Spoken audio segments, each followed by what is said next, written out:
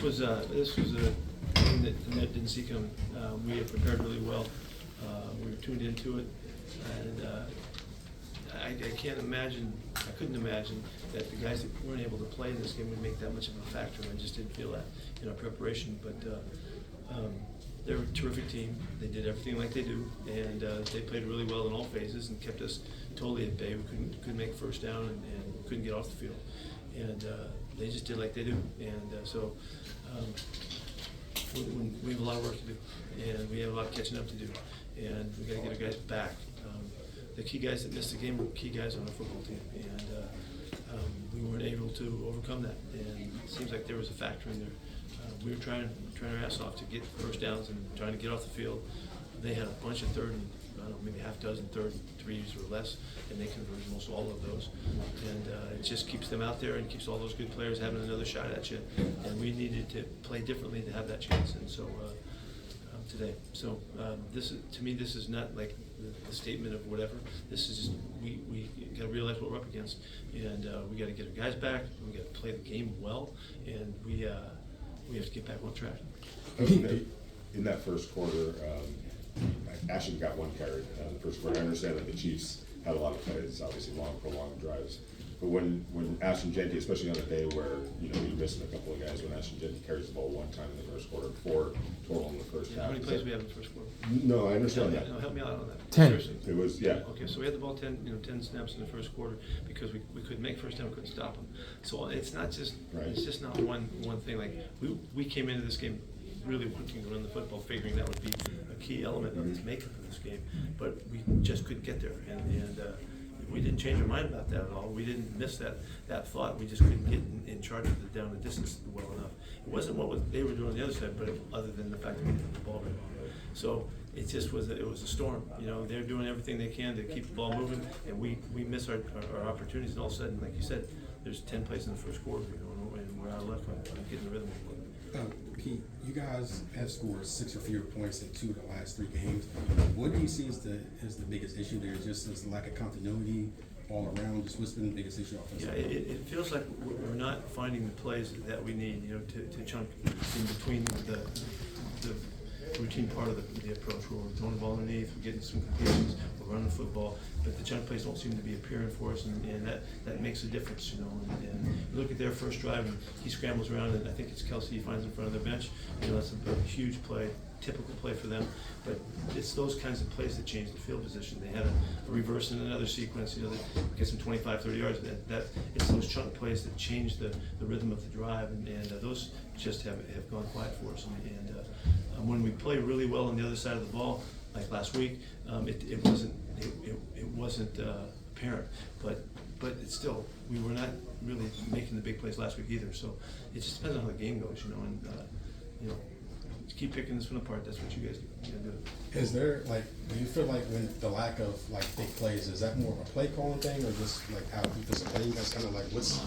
It's we would like to call some plays that we get to give those ops, but we did try some, and sometimes they're not there. We take the completions, we keep going. We're thinking to play in this game against a really good club, we were going to have to hold the football and make sure that we made first downs and moved it and used the clock. The clock went the opposite way, and much to their value and what they could do on offense.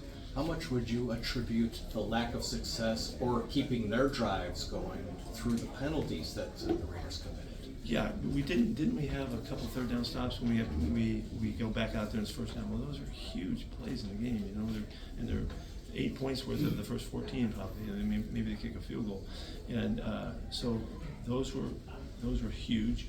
And also the first in penalties that we had first and 20, I don't know, 3 or 4 times it seemed like, and those are really hard to overcome against a good club. And so when you add all that up, it's a storm like we saw today, and unfortunately it's hard to take. What did happen, and what was clear to me, was the mentality of these guys trying to fight their way back into this opportunity to try to get something going. Whether it was at halftime when we talked about we need to get one score and get moving, we need to get one stop and get moving. Throughout the game, and if you talk to the defensive guys, you'll hear them. They were in it the whole time. They're trying to get the ball the whole time. And wasn't there 3 or 4 opportunities where the ball was in our hands and bouncing around? I mean, those are the plays that you make in a game that gives you the chance, the momentum shift, and all that. That's nothing. I'm going to reinvent the wheel here, but that's we need to capitalize on those moments, in particular against a really good club like this that plays really good football. You were missing a couple of players coming in, but you lost some. Can you talk about the impact of those injuries, especially Max Crosby? Yeah, Max has had a bit of a sore knee, and it just I don't know how it happened today in the game early, but he wasn't his full self, but he could play and he wanted to be in there, and he wasn't. But then we had to yank him, because he just didn't look right. Somehow Adam Butler, his back just spasmed up in pregame, and he couldn't play. Jacoby, we worked him out, tried to get him out there, and he couldn't go. He wasn't quite right, and so that's a lot of really good players, and we need everyone we can get, and so it was hard anyway. But there's a lot of other things that happened this week. Was JPJ hurt? I just noticed he came out. No, Was no. okay, and then That was a shot. okay, and then when at 2 and 5, Pete, coming into a bye week, do you switch attention more for future, maybe looking at younger players, or is your focus still totally 2025? We've always done that. We've always given the younger guys some extra opportunities in these practices because they've missed opportunities, and so we've always done that. But we're moving ahead. This is the next game coming up is huge to us, and so we'll be preparing for that simultaneously.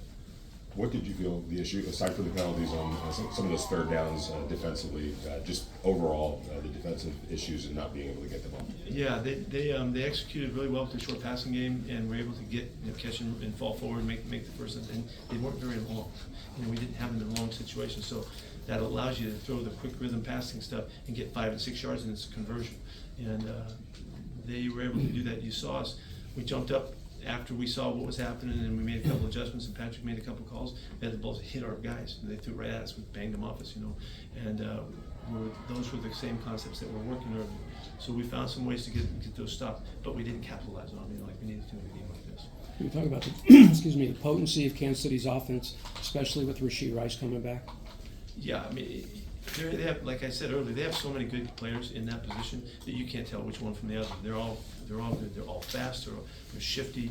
They're explosive, and they make things happen. So I know that they tried to get him a play in their special play down. I think it was down by the goal or something like that. But they're all good. Every one of those guys are good. And if we kill us in the middle of all that stuff, it's a hard group to deal with.